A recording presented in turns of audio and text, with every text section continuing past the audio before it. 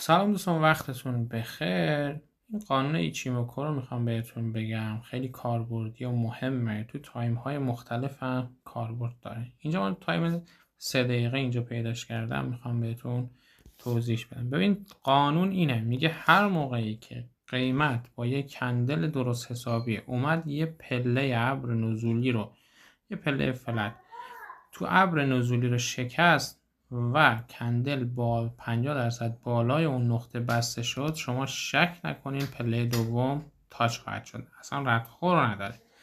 حالا ممکنه یه مواقعی بیاد یه کندل خوب این بالا بزنه و قیمت بیاد به یه حمایتی جایی به اون نقطه بخوره، از اینجا میاد و اینجا رو تاچ میکنه.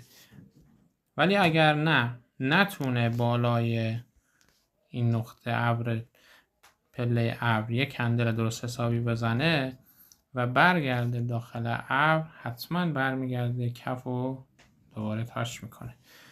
اگه دقت کنین اینجا با یک کندل خوب به سمت بالا شکونده و دقیقا اومده تا پله بعدی رو تاچ کرده.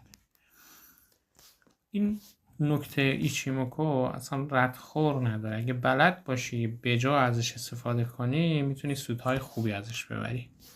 خیلی مخلصیم.